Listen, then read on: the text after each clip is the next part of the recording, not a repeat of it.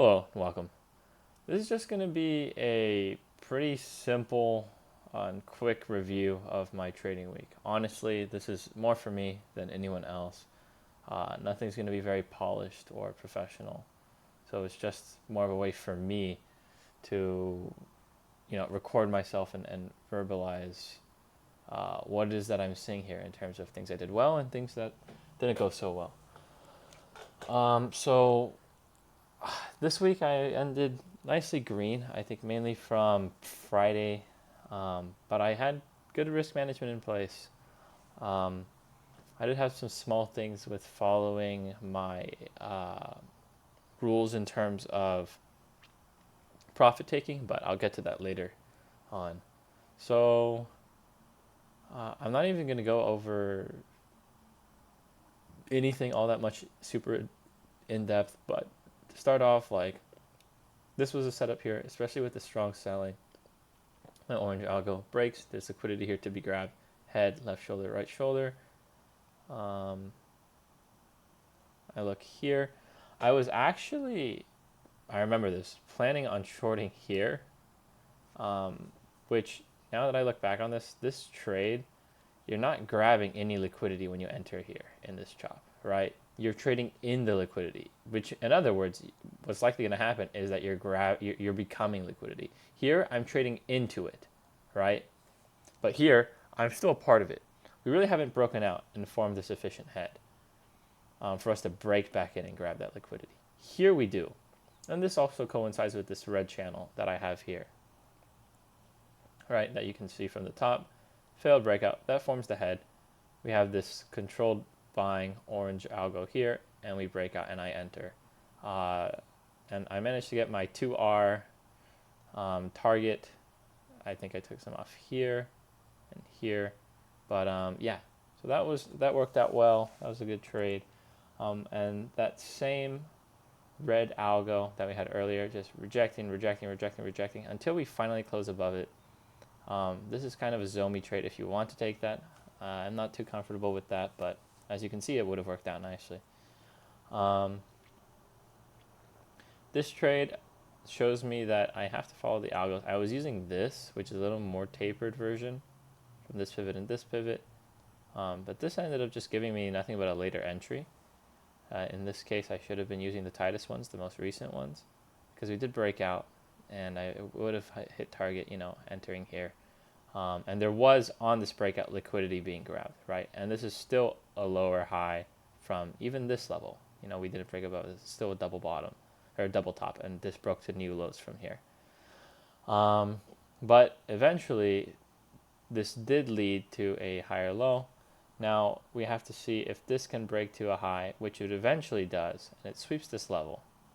And then we come back and we form that handle. So this is like that cup and handle pattern that I've been seeing again and again. But I did enter too early, especially on a day like this. I reviewed this trade pretty in depth. Oh God, what did I do? Oh, this is what I mean by it. It's going to be a little rough around the edges. But there we are. This trade, I ended up reviewing this pretty in depth. And that's because I had entered here and just barely been stopped out here. Read the move right, entry was wrong. And part of that is that at this point in time, when I entered here, we had not broken above a previous lower high the entire day. So we had not formed an actual structural lower high, or actual structural higher high. So we have this high, we have this lower high, right? This is lower than that. Then we have this one, and then this one, and then this one. So it's consistently getting lower and lower throughout the whole day. Now I am trying to be the first bull to break above and form a new high of the day. And usually when that happens, we're going to get a retracement. And that's exactly what happens here. We break up and we form the first higher high of the day, which is here now. And of course we retrace and we hold that support of this level, right? Let me clean that up. Why is it like not going back properly? It's very how strange. Anyways, I'm not gonna do that anymore. Um, so I'll just have to rely on deleting these. So you can see that, you know, this ends up becoming support here, right at this level, right? If I draw something like that, so we break out, and eventually we do have this retrace here, right? And that gives us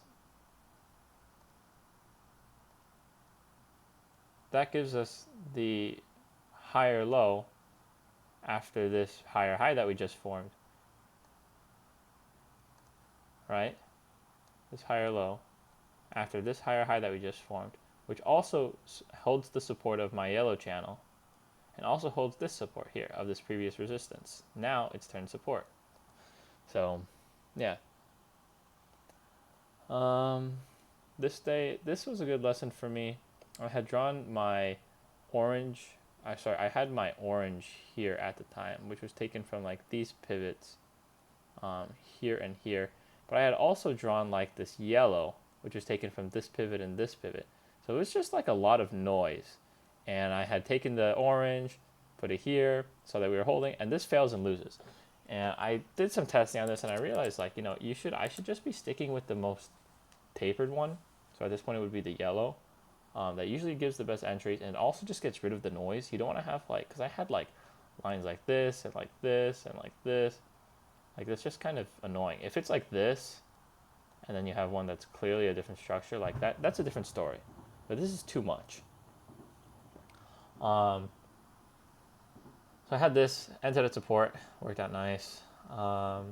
This was a stupid short, not happy with that. This is that flag pattern that I keep seeing that will break out like this. We'll have some sort of chop before it, like around here. And then we'll flag, right? We'll flag around. And usually I catch myself shorting right here, right? Like that's kind of what this is. Before we're at the liquidity, before we form a lower high, and I get caught. And that's exactly what we do here. Especially after such a strong move like this, you're desperate to get involved. And then you take these kinds of trades. So that was just, this is an unnecessary loss. This is how many points did I lose? Like 6.5. Yeah, I didn't have to lose that. But anyways, then this actually would have been beautiful. I think the 5-day moving average is right here. We have very strong high sell volume come in with this large failed breakout. And then we have this controlled selling channel, and we retest the other side, right? So we break below it, we stop out all of these longs, and then we retest the other side as resistance, and then another move comes. So that would have been great.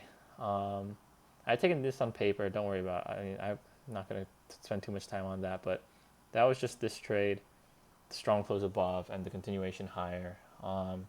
These sorts of moves, like we had reclaimed this level here, support, and to me it felt like with this momentum coming in, and I feel like generally I shouldn't be taking these kinds of trades, but with this momentum, holding this level, there was a good chance that we were going to come back and retest this. Yeah, but you'll see later in the week that I am emphasizing more those like retracements, right? Because just taking these like straight breakouts, most times they don't work as well.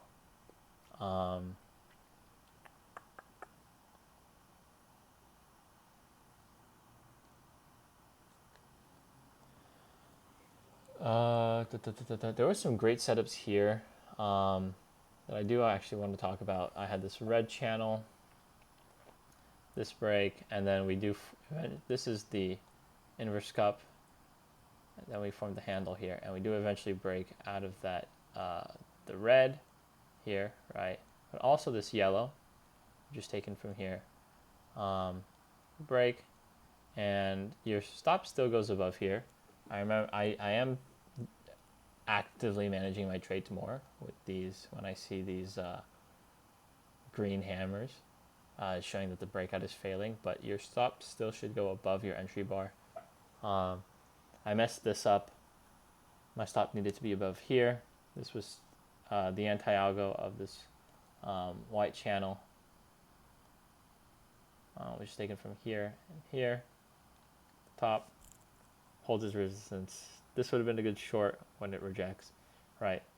So very, very nice anti-algo trade there. Something like that. Holds its resistance, you're short. Same thing, holds its resistance, you're getting short. These would have been both beautiful, like, 10-point trades, 15-point trades, things like that. Yeah, easily 15-point trades. Oh my gosh, yeah, those are good. But then we did have a breakout, and I saw this retrace here aligning with this left shoulder, right shoulder, very nicely. That was great. And then this same controlled buying here. I did wait until just enough here, and this was a fine entry. Liquidity here. I ended up getting break even when we held the support. It is what it is. What else?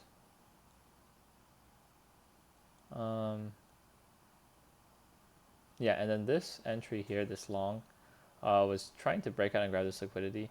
But after this sell off and then the general context here, which was still at, like, this is such a strong resistance, clearly, that's holding. Like, I should have waited for us to at least reclaim this level, right, and hold it as support, right? So something more like that.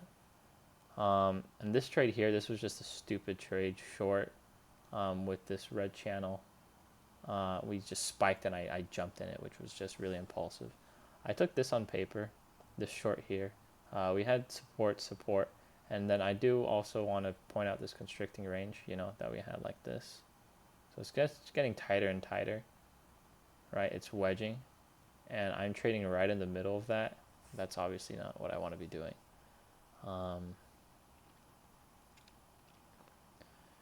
Thursday, this was the hold of, I believe, this, yeah, white from the top bands. Posted it down here. Held, and I had entered long. This went back to break even. Then I had this red algo, the same red algo from earlier that was holding head, right shoulder, left shoulder. Held support here, and we did actually hit my 2-hour target, but I ended up not taking profit because it went by so fast that it go all the way back to break even, which was stupid and greedy. I should also mention, I have been using Bookmap a lot. I don't feel comfortable enough with it or knowledgeable enough with it to speak about it in these videos, but it has been really helpful, and I am learning quite a lot from it. It's kind of a new way of seeing the markets. This would have been a good short, honestly, with this teal here. It's not the end of the world. It's not a necessary short, especially since the orange would have been best. But it did align nicely, this break here, with all this liquidity over here. The volume was coming in nicely. There's a nice grab there, and we do form a very clean head with this left shoulder.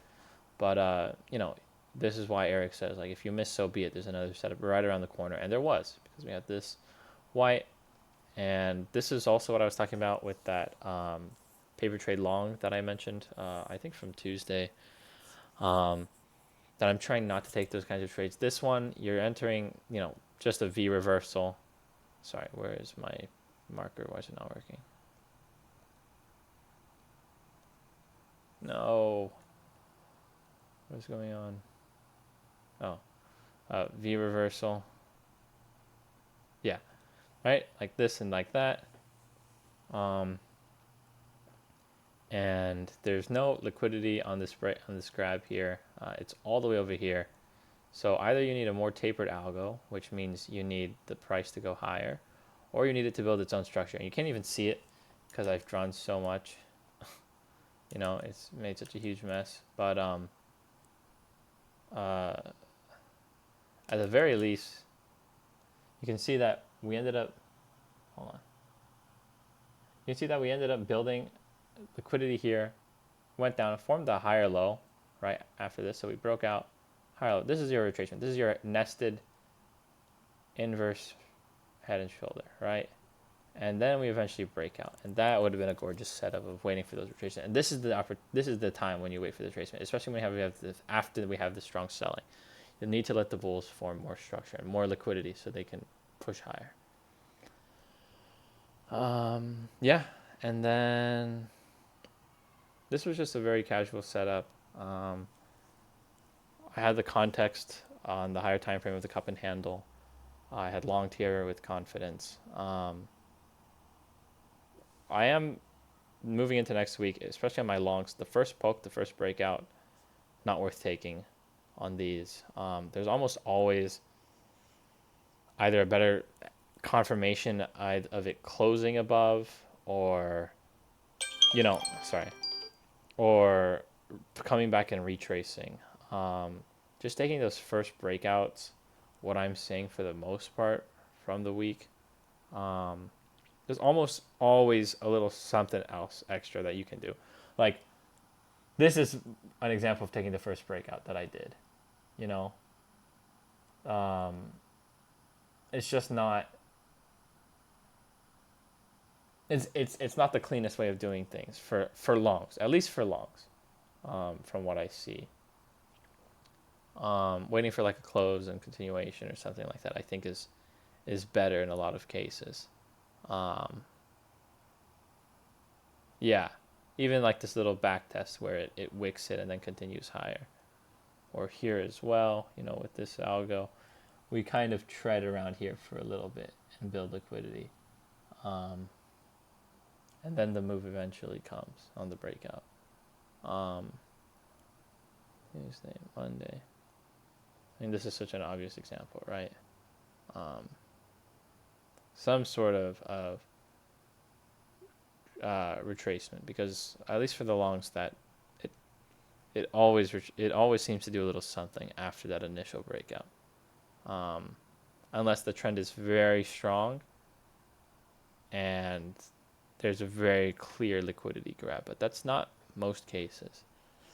So even here, I remember I entered and on the initial breakout, and it wicked back like a lot of points. I entered like here. At some point, the trade was like back down to here.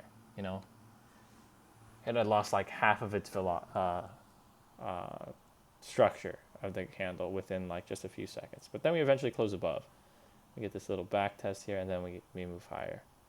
And this trade psychologically was very difficult for me to sit through, especially here.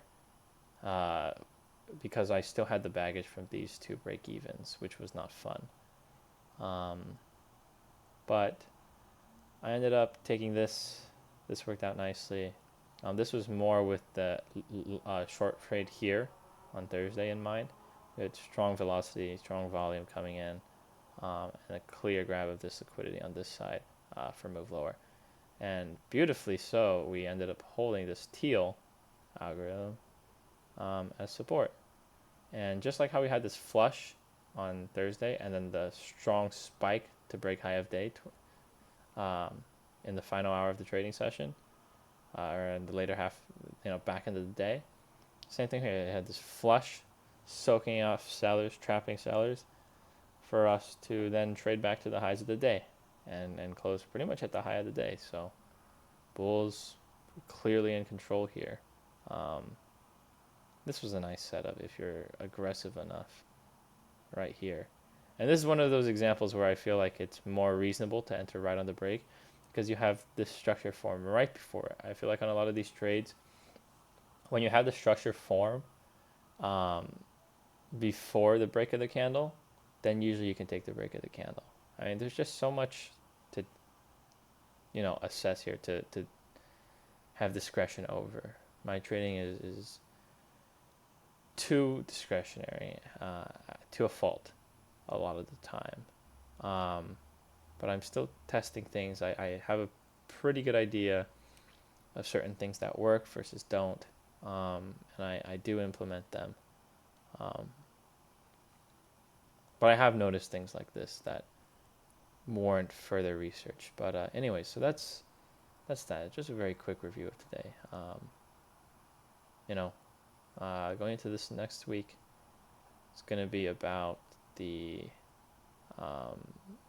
patience and just being able to sit on my hands a lot. That is really an important skill. Patience for what exactly? It's going to be my setups that I've outlined with my lines and my volume profile and the order flow. Um, that I feel like I have a pretty good grasp on. So, yeah, here's to a good week.